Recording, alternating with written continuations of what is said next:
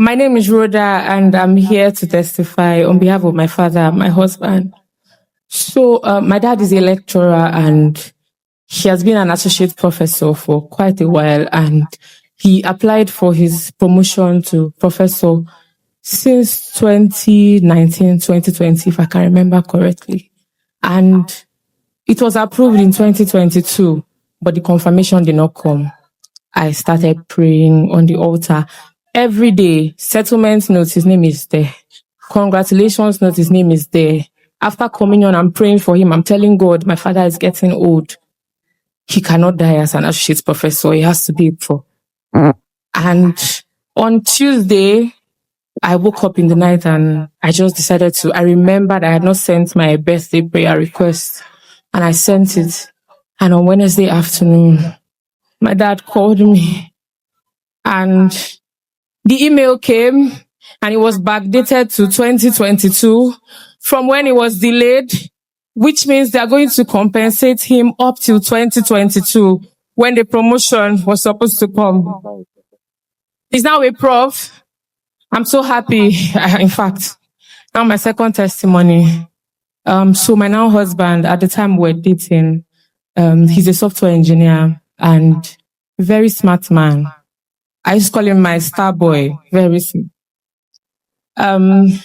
He was doing very well. Even in 2020, when there was lockdown, he was earning very well. He has been working for companies in the US, earning in dollars, like a lot of money, and it was comfortable. Then all of a sudden, because of all the bad PR that Nigerians have, because of all the fraud and everything, it started getting difficult, and he will have to leave his job. It was so difficult to even get a new job. It got so bad. Imagine coming from thousands to hundreds. It was so bad. At some point, he even had to go back to his father's house. It was very shameful, but nobody knew what was really going on. I had joined NSPPD in 2020, but for some reason, I don't know, somehow I stopped. But you get that something will do you. So I came back again. I remembered the prayer I used to see here, and I came back again and I started praying. At that time, he didn't even agree to join. I was sending him the link. Everybody knows me. I will give you the link if you like. You accept. If you like, you leave it. And he was not joining at the time, but I was praying. And one day after NSPPD, I was sleeping, and in my dream, Papa was praying with the prayer request that used to be on the altar, and I came and I gave him his CV. And that was it. Everywhere was quiet for a long time, and we left it. So one day he just said that, okay, that it's time to go for his master's. That Nigeria is not working again. Maybe it's time to further his education. No money, don't forget, no money. And he wanted to go to Germany because tuition is almost free in Germany and it's very affordable. But no school in Germany was accepting him. Every school was rejecting him. We did not know it was God. And one day his friend that schooled in the US just said, try and apply to my school. And he was like, where will he see that kind of money? And the friend was like, okay, just do it. I'll pay the application fee. And he did it. He paid the application fee for him. And in less than 2 weeks, he got the admission. Don't forget, there's no money for fees. There's no money for flights. There's no money for anything, because on a good month, if he sees money, it's $300. And that is not even up to quarter of the money for flights. So I started praying again, and so his plan for the journey was his car, to sell his car. He had a Mercedes at the time. He planned to sell the car, and that was his main movement money. And the car started getting bad. Every day, the tire will not burst, it would tear. Every other week, he will have to fix the car.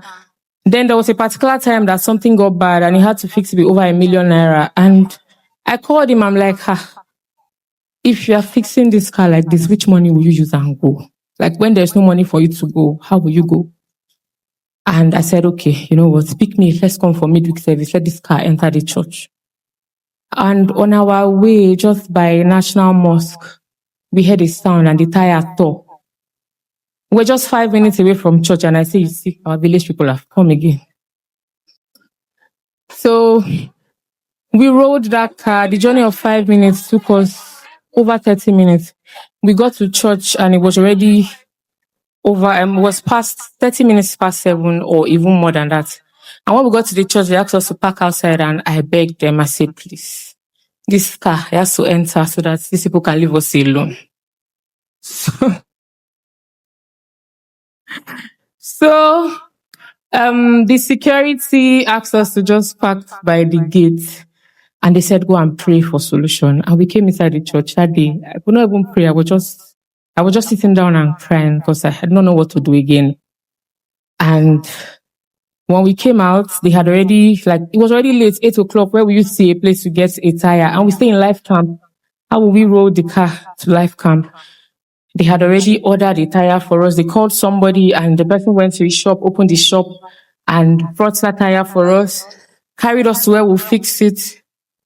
And because of this thing, I always tell people that there is joy in streams of joy, because after that day, I saw what church meant. And from the day we fixed that tire up to when he sold that car, not one thing. Not one. He did not spend 1 naira on the car. That was the first testimony.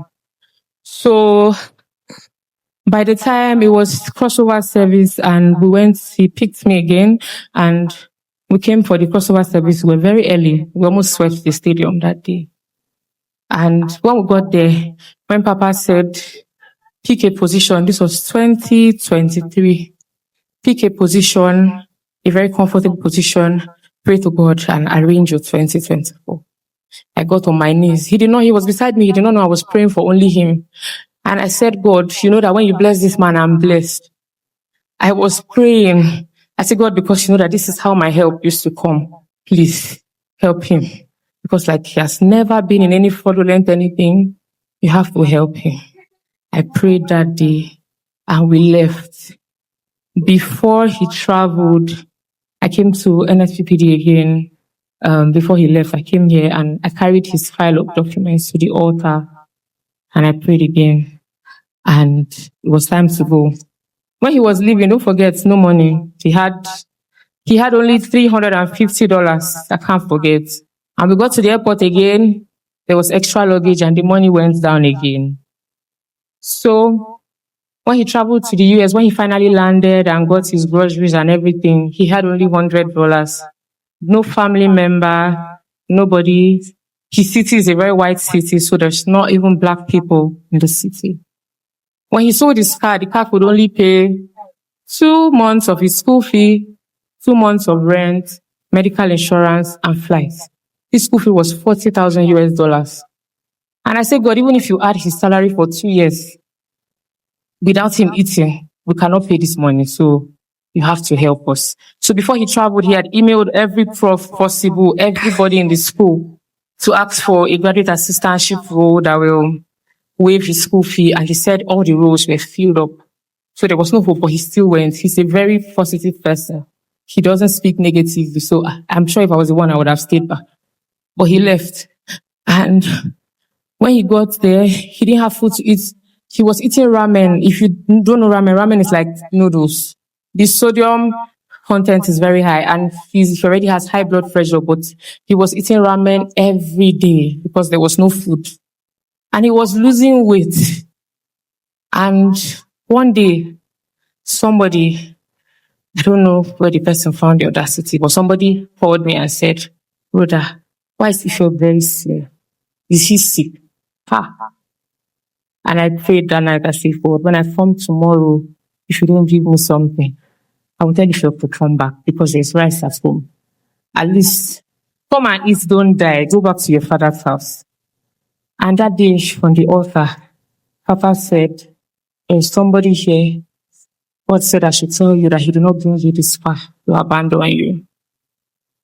And I held that word. She heard it. By this time, he had joined NSPPD. Like I said, get us to go do you join.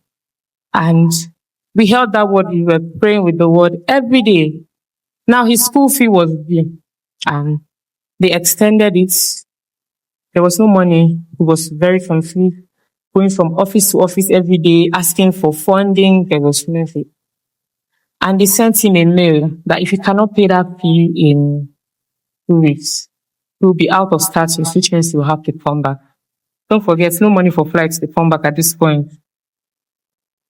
So we continued praying and we prayed, and that day I told him, today, wear your NSPPD shirt, put your mantle in your pocket, rub your olive oil, everything we can do that we do here, do it, and go. And he went, and when he got there, the very first woman, the first prof he met, told him that she had found funding. How God created 2 graduate assistantship roles, we don't know.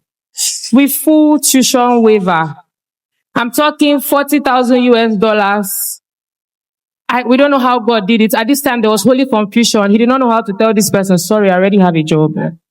Sorry, I already have a job. He had to divide and tell this person, okay, I'll give you 10 hours of my time. I'll give you 10 hours. And I want to tell you that the job he got was enough to pay for his expensive day-to-day life. They waived his full fee. They were paying him. It was okay for him to help his family at home. Everything was going very well. He came back. We had our court wedding. Everything. I don't know how to explain it. And relax. So we had our court wedding in December, and we went back to school. When I say within 2024 and today, I said I call him fat boy, right? God made me a star boy in the US. There is no conference.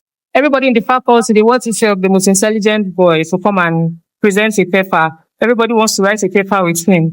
Now, we finished all of this and it was time to graduate. Graduation was a month away, and the devil came again. And they said he did not take them first. 130 unit for, so he did not graduate. Mind you, by this time, I forgot to mention, God had already blessed him with a job long before he graduated. So the job was waiting for him to graduate so he can start. And the devil came. They said he did not do that course, so he did not graduate. At this time, he's no longer under student visa, so he did not even take the course, which means he'll be coming back to Nigeria without a degree. But guess what? It was 14 days media fast, and I was ready for them. So I prayed. On the day of. So one of the days, Papa said, because, I can't remember the exact day, but he said, because of the grace on your life, your case will be an exemption. I held it. And I think the next day, he said again, it happened before. He brought you bitter tears. It happened before. He made you fearful. It happened before. He brought you anxiety. You wondered, God, where are you? But because of the mass of exemption that is now on your life, it will not happen again. And Papa said, say congratulations, Jerry. And I said, congratulations, Eze. And immediately, she got an email that they waived the course. Guess what? My star boy, he's admitted on Friday with a distinction. I'm just here to say, God, thank you. Because I don't know, in 1,000 years, where would I have seen $40,000? I don't know. But I just want to say thank you, Jesus. Thank you, Pastor Jerry, for teaching us how to pray. Before now, I used to wonder, when people start praying, how do they know what to say? But guess what? Now I can pray. I say, thank you, Jesus. And what God cannot do,